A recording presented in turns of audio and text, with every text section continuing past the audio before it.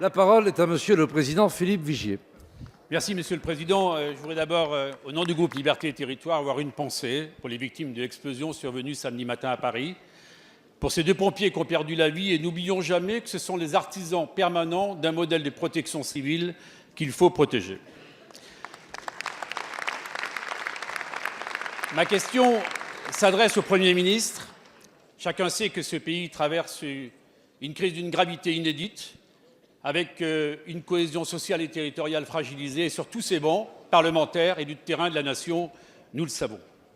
Le débat souhaité par le Président de la République est désormais lancé. Il va donc vivre, nous y participerons car la situation l'exige. Mais l'exigence, plus que tout, c'est que la phase de restitution, Monsieur le Premier ministre, soit à la hauteur des attentes qu'il a fait naître. Dans le cas contraire, vous ne feriez qu'aggraver la défiance et la colère. Quels sont donc les engagements que vous prenez devant la représentation nationale pour que les propositions formulées par les Français soient traduites concrètement et sous quelle forme? On salue votre proposition d'ailleurs d'associer les formations politiques à un comité de suivi du débat. Je rappelle que dans le débat sur la motion de censure, je vous avais fait cette proposition.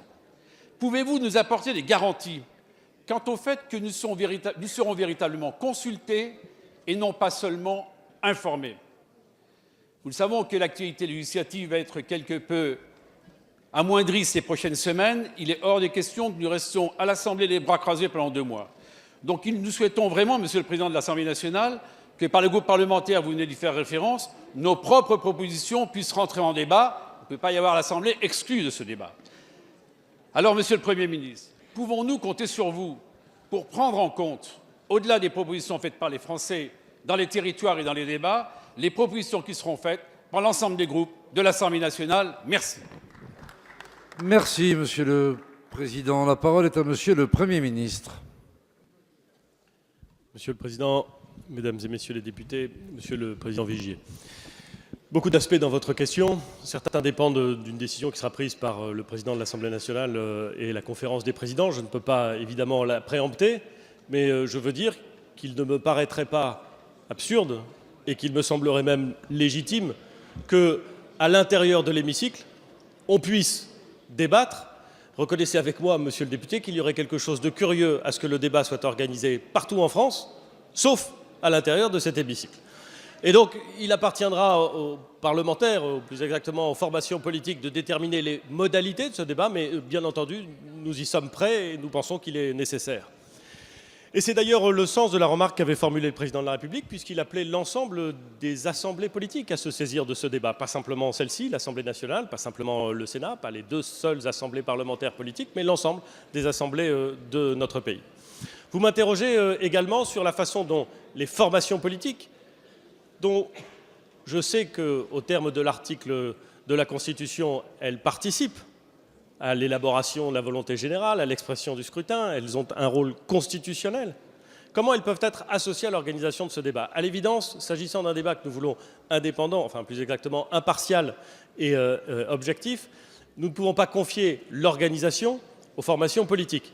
Pas tellement par défiance vis-à-vis de ces formations, mais parce que pour nos concitoyens, il est important que ce débat soit un débat entre les Français. Mais j'ai proposé, vous l'avez évoqué, je vous en remercie, j'ai proposé que les formations politiques représentées à l'Assemblée nationale et au Sénat puissent désigner un représentant qui seront, ce comité de suivi, qui seront régulièrement réunis afin d'entrer en contact avec les garants qui prendront les décisions, qui sont ceux qui vont pouvoir dire qu'on est bien dans le cadre d'impartialité souhaitée, et de pouvoir donner leurs orientations, leurs propositions aussi à l'ensemble de ceux qui concourent à l'organisation de ce débat. C'est donc une mission importante.